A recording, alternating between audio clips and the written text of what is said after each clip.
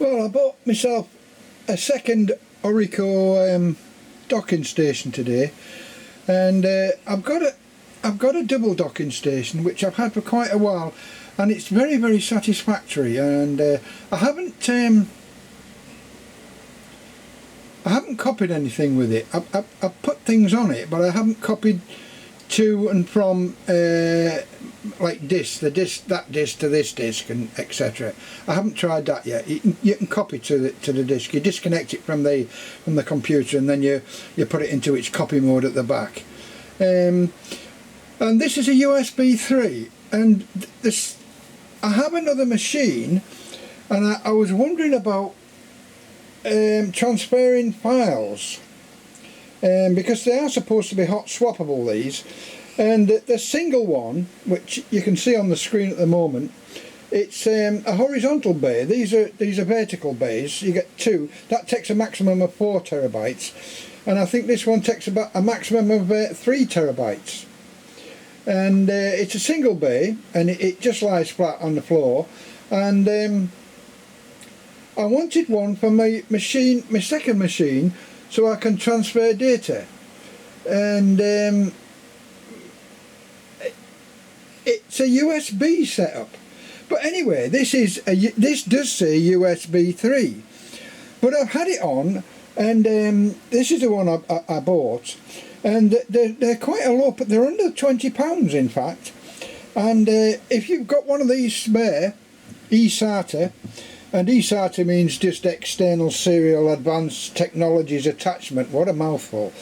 And SATA is Serial Advanced Technology Attachment, and ATA is Advanced Technology Attachment. So eSATA, and all they are is it's to put on external storage devices. That's what it means. It's a grand name. eSATA is a grand name for External Serial Advanced Technologies Attachment. And unless you've got a really old machine, you haven't got PATA or any of them sort of things. Anyway, I'm not going into what does what, but normally most people, if you've got a reasonably new machine, you've got SATA.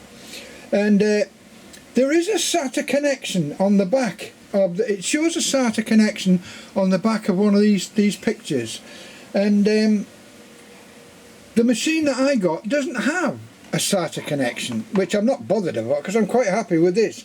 And that's a USB. That's when you see blue like that, that means a USB connection for USB 3. And there's a DC power on the right there, and the USB 3 connection on the left. And the cable for that is,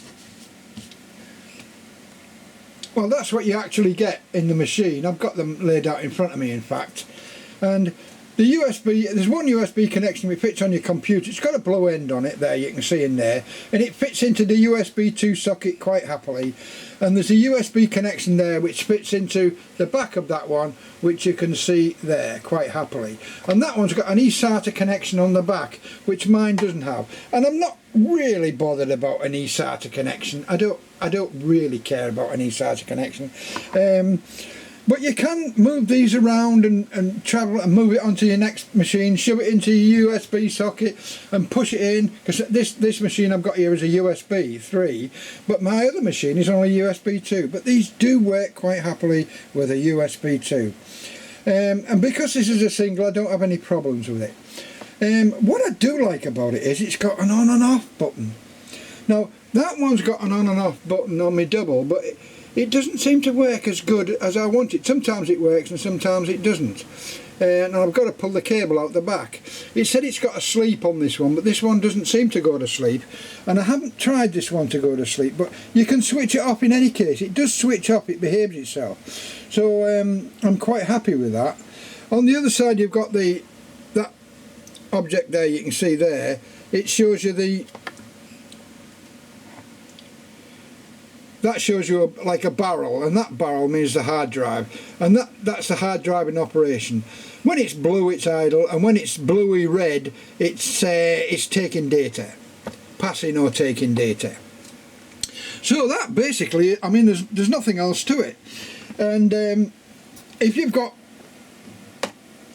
a SATA drive. I mean, I will call it a SATA drive, and this is a 2 terabyte one. It's the cheapest one I could buy and the biggest I could buy at the cheapest value, and you just slide it in, and that's now sitting in the machine. You then just plug in the USB connection at the back. There we are. And there's nothing easier. There is a power cable which I've got here, which you get with it, which is, I think it's a 12 volt 2.5 amp, and that plugs into the DC.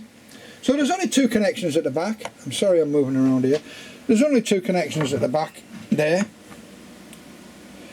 and the instructions are really poor. I mean, you can see on there that I've got no eSATA connection, but on the it's gone.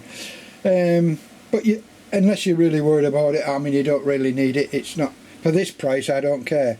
And I've been very, very happy with this.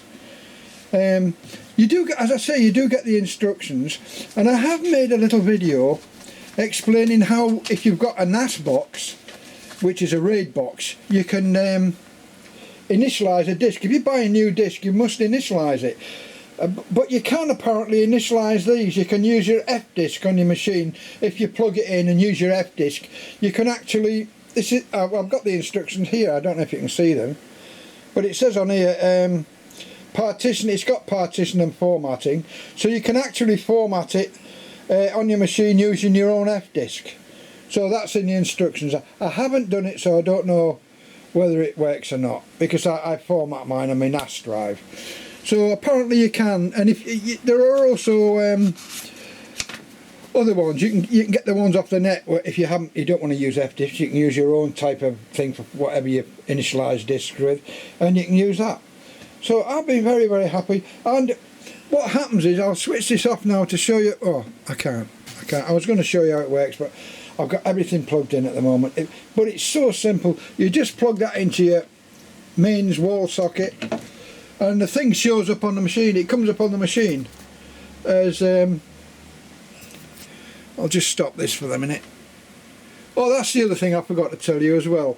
It will also do a 2.5 drive from a notebook or a laptop, and that's the connection there. You can see there inside, and there's the connection. So it fits a 3.5 and a 2.5. This is a 3.5, and that just fits, slides in there. It's so easy, and everything that's on there comes up, and it's just like another drive. It's just like another drive. It's absolutely marvellous. I've got no complaints with it whatsoever.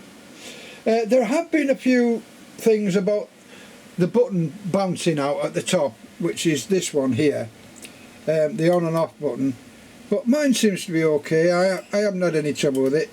And it does stay down, and then when you press it again, it comes up again for off, I should imagine. So if you treat it harshly, it might come out. But there's been a few things.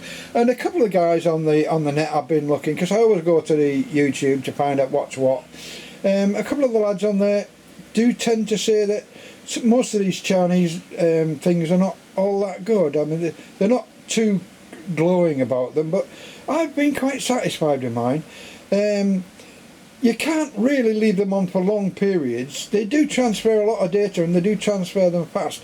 I have got a couple of things. It really transfers. Oh, I've got a couple of things here.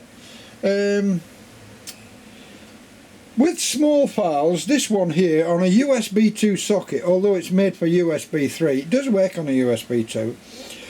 It moves small files, that's like photographs and records and movies, not movies, the small, it seems to move small files slower, and it moves them about 18 to 20 megabits per second. But if you've got large files, it moves around 28 to 33 megabits per second. So that's what I've got from it.